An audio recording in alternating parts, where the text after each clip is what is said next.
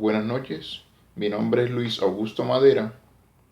Voy a presentar la actividad evaluativa número 2 de la unidad 2 de la asignatura El docente universitario del siglo XXI, la maestría de educación en la Universidad de Magdalena. En esta ocasión voy a hablar de un artículo donde se presenta una propuesta didáctica.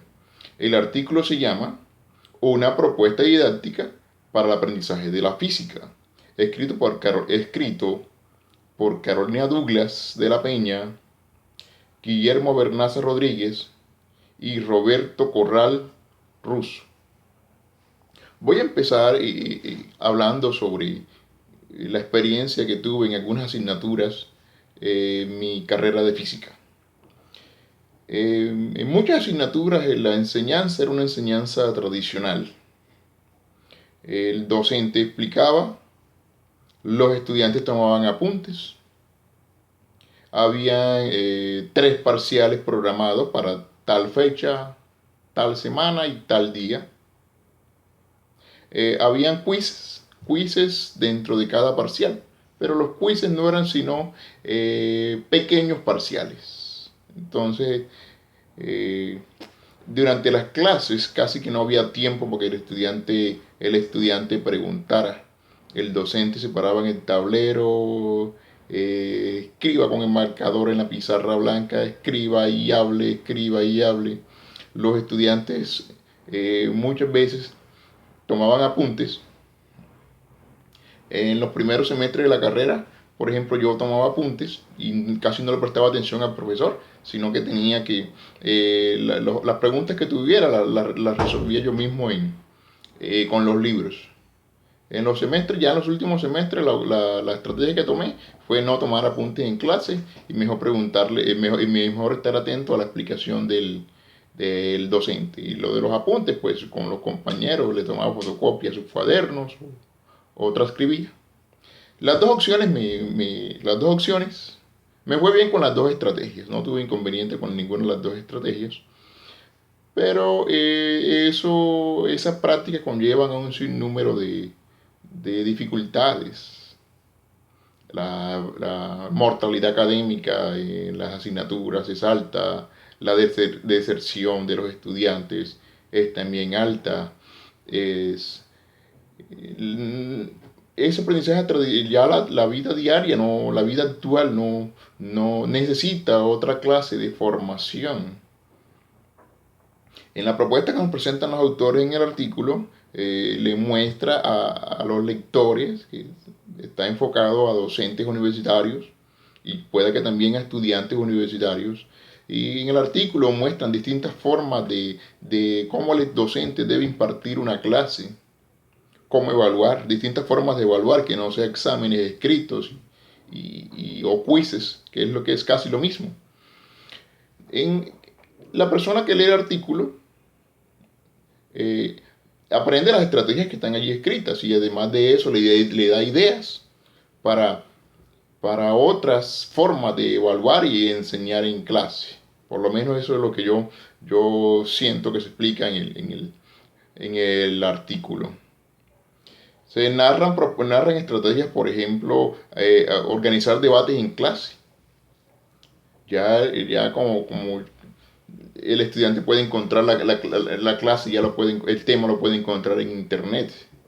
En internet puede encontrar videos donde se explique el tema. Entonces, que el docente vaya a clase a hacer lo mismo que el estudiante puede ver en un video colgado en internet, no es la educación que se necesita hoy. Ver a un profesor explicando en el tablero, eso lo podemos encontrar en internet. Entonces, una de las propuestas es organizar debates en clase. Con anticipación se da el tema y los estudiantes lo pueden debatir en clase. Los estudiantes pueden, y el docente también, contextualizar los temas. ¿Para qué le sirve el tema al estudiante? ¿En qué lo puede utilizar cuando ejerza su carrera? Aunque en el artículo no se narre, el docente también puede utilizar distintas distintas estrategias didácticas. Un ejemplo, el docente puede llevar literatura científica, de avances de la ciencia. Como el artículo era sobre física, el docente puede llevar avances de la física, aplicaciones de la física, aplicaciones a la ingeniería. Eh, Se piensa mucho que la pedagogía es solamente para la educación básica. Es un error, es un gran error. Los docentes universitarios también pueden utilizar la pedagogía y la didáctica para enseñar. Entonces el docente puede llevar, eh, por ejemplo, biografías de físicos, de matemáticos. Algunas biografías son muy interesantes. La biografía de Carl Sagan, de Albert Einstein, la biografía de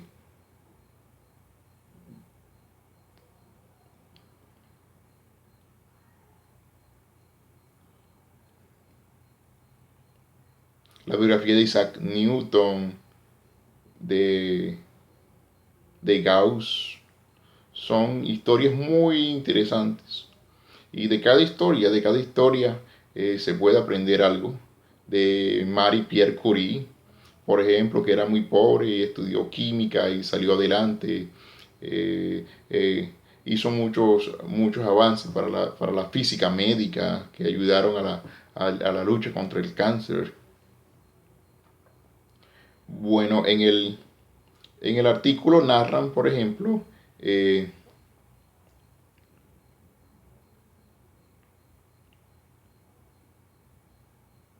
en el artículo narran la utilización del computador en el aula, con programas especializados o software especializados. En física son muchos los software que se pueden utilizar. Está MATLAB, Mathematic, Matemáticas de Microsoft, software estadísticos como SPSS y muchos otros. Un buen lector del artículo, pues si se pueden utilizar computadores en el aula, pues también se pueden utilizar computadores eh, fuera del aula también, utilizar la plataforma de la universidad, inscribir los estudiantes en una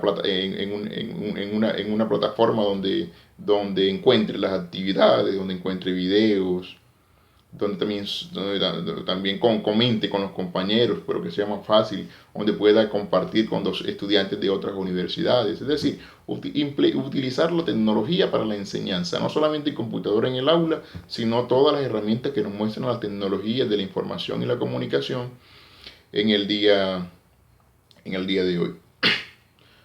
Un punto fuerte que le veo al artículo es que nos dice que es importante el uso de las matemáticas para la enseñanza de la física.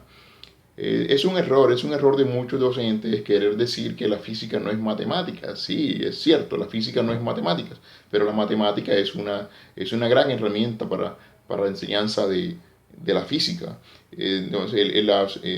La física se puede enseñar con con las matemáticas bien enseñado, donde el docente, además de enseñar la física a través de las matemáticas, como explica en el artículo, puede mezclarlo con literatura, explicación de fenómenos. El artículo hace mucho énfasis en la experimentación, hacer experimentos en clase, no solamente los experimentos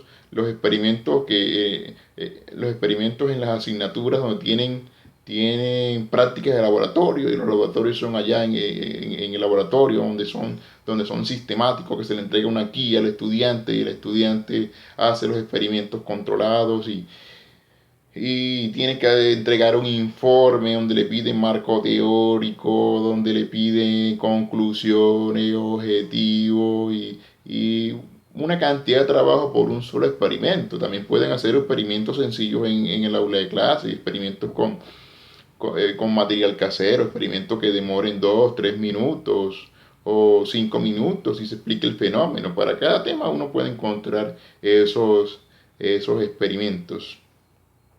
Un punto débil que le veo al artículo es que enfatiza mucho en la simbolización de, de la física. Dice que el estudiante debe apropiarse del simbolismo de la física.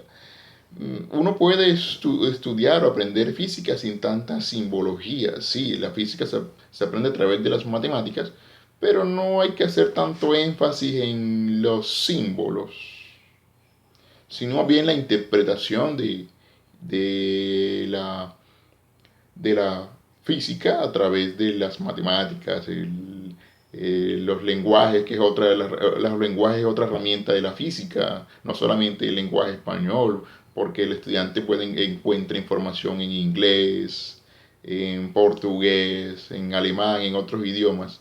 Las herramientas que utiliza la física, yo podría decir que son las matemáticas, los lenguajes y las herramientas tecnológicas. Esos tres lenguajes utiliza la física.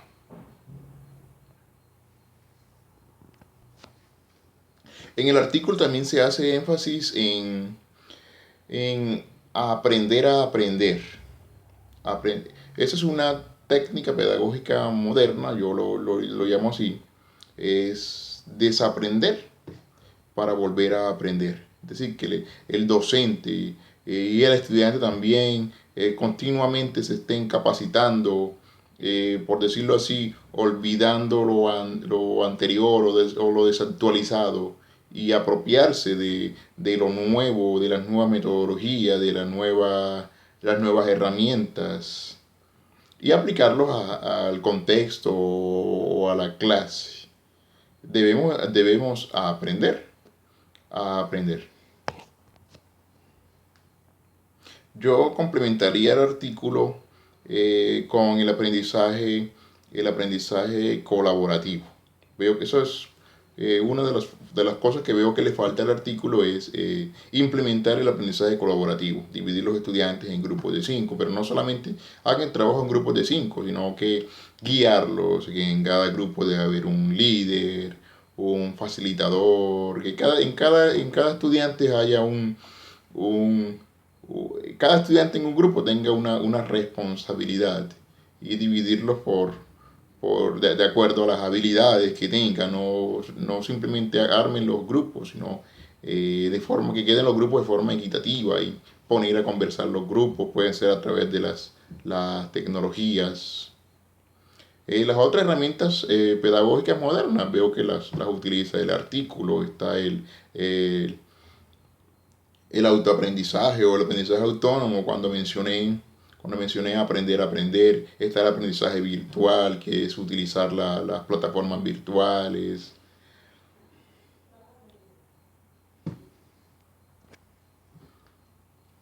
Bueno, voy a dejar entonces hasta aquí con la actividad. Espero que le sirva a alguna persona y a mí también me sirva en el futuro. Muchas gracias.